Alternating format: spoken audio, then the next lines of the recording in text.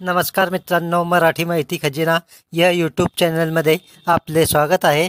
तर मित्रांनो, संजय गांधी निराधार योजना, श्रावण बाळ योजना, दिव्यांग पेन्शन योजना व इतर निराधार योजनेच्या लाभार्थ्यांसाठी अत्यंत महत्त्वपूर्ण माहिती आजच्या व्हिडिओमध्ये आहे।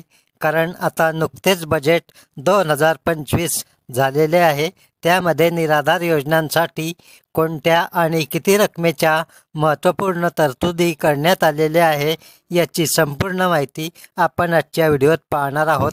त्यामुळे तुमच्या सर्वांसाठी हा व्हिडिओ अत्यंत महत्त्वपूर्ण आहे। अर्थमंत्री अजितदादा पवार यांनी या बजेटमध्ये नेमके काय सांगितले आहे आणि संजय गांधी निराधार योजना व इतर निराधार योजनांसाठी नेमक्या काय महत्त्वपूर्ण तरतुदी केलेल्या आहेत याची संपूर्ण माहिती आता आपण पाहणार आहोत। त्यासाठी तुम्ही जर पहिल्यांदा या चॅनलवर आला असाल तर चॅनल सबस्क्राइब करून ठेवा। 2025-26 या वर्षाच्या करता सामाजिक न्याय व विशेष सहाय्य विभागाला 25,581 कोटी रुपये, आदिवासी विकास विभागाला 21,495 कोटी रुपये, इतर मागास व बहुजन कल्याण विकास विभागाला 4,368 कोटी रुपये, दिव्यांग कल्याण विभागाला 1,526 कोटी रुपये आणि अल्पसंख्याक विकास विभागाला 812 कोटी रुपयाचा नियतव्यय प्रस्तावित आहे। असंघटित कामगार कल्याण आभासी महामंडळाकडून 1,75,00,000 असंघटित कामगार आणि शेतमजुरांच्यासाठी सामाजिक सुरक्षा योजना राबवण्याचा विचाराधीन आहे।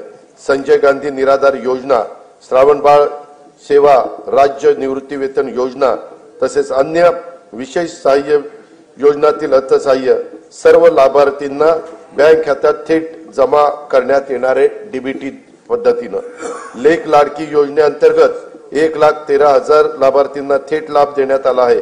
2025-26 साठी या योजनेच्या करता 50,55,00,000 रुपयाचा नियतव्यय प्रस्तावित आहे। मुलींच्या व्यावसायिक शिक्षणाला प्रोत्साहन देण्यासाठी शिक्षण शुल्क व परीक्षा शुल्काची 100% प्रतिपूर्ती करण्यात येत आहे। मान्यता प्राप्त उच्च आणि व्यावसायिक अभ्यासक्रमाचे केंद्रीभूत प्रवेश प्रक्रियेद्वारे प्रवेश घेणाऱ्या आणि ज्यांचे कुटुंबाचे वार्षिक उत्पन्न 8 लाख रुपयापेक्षा कमी आहे अशा विद्यार्थ्यांना हा लाभ देण्यात येतो। मुख्यमंत्री माझी लाडकी बहीण योजनेअंतर्गत 2,53,00,000 लाभार्थी महिलांना जुलै 2024 पासून आर्थिक लाभ देण्यात येत आहे। त्यासाठी आतापर्यंत 33,232 कोटी रुपये खर्च झालेला आहे। 2025-26 मध्ये या योजनेच्या करता 36,000 कोटी रुपयाचा नियतव्यय प्रस्तावित आहे। या योजनेमधून मिळणाऱ्या अनुदानाचा उपयोग जरा बजेट होऊ द्या ना। काही महिला गटांनी आर्थिक उपक्रमासाठी बीज भांडवल म्हणून केला असून अशा गटांना आणखीन प्रोत्साहन देण्यासाठी विशेष योजना हाती घेण्याचा आमच्या विचाराधीन आहे। दीनदयाळ अंत्योदय योजना राष्ट्रीय ग्रामीण उपजीविका अभियानाअंतर्गत सुमारे 22 लाख महिलांना लखपती दीदी होण्याचा मान मिळाला आहे।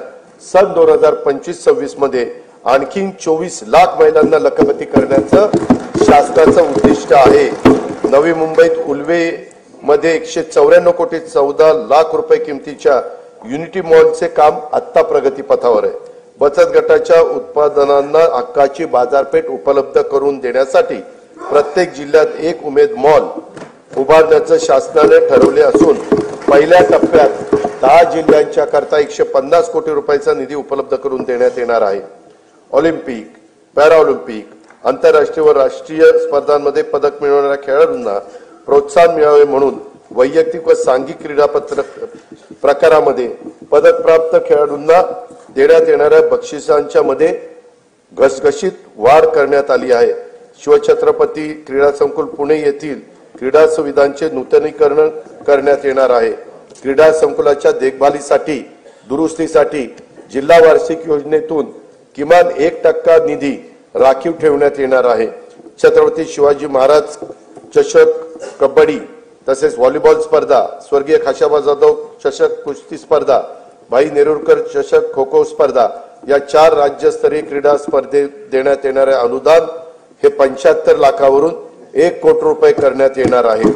सन 2025-26 या वर्षाकरता कार्यक्रम खर्चाकरता गृहनिर्माण विभागाला 1246 कोटी 55 लाख रुपये, पाणी पुरवठा व स्वच्छता विभागाला 3875 कोटी रुपये, सार्वजनिक आरोग्य विभागाला 3827 कोटी रुपये, उच्च व तंत्र शिक्षण विभागाला 3098 कोटी रुपये, वैद्यकीय शिक्षण व औषधी द्रव्य विभागाला 2574 कोटी रुपये, महिला व बाल विकास विभागाला 31,907 कोटी रुपये, शालेय शिक्षण व क्रीडा विभागाला 3,496 कोटी रुपये नियतवे प्रस्तावित आहेत। मुंबईतील गुन्हेगारीस प्रतिबंध, जलद आपत्कालीन प्रतिसाद आणि प्रभावी सार्वजनिक सुरक्षेसाठी पोलीस आयुक्त बृहन्मुंबई यांच्या कार्यालयात कृत्रिम बुद्धिमत्तेवर आधारित नवे हायटेक कमांड कंट्रोल सेंटर स्थापन करण्यात येणार आहे। गुन्ह्यातील पुरावा शास्त्रोक्त पद्धतीने गोळा करून त्याचा विश्लेषणाद्वारे दोषसिद्धीचे प्रमाण वाढवण्यास मदत व्हावी यासाठी 21 पथदर्शी फिरती न्यायवैद्यक वाहने लोकार्पित करण्यात आली आहेत। सायबर सुरक्षा संदर्भात तज्ञ मनुष्यबळ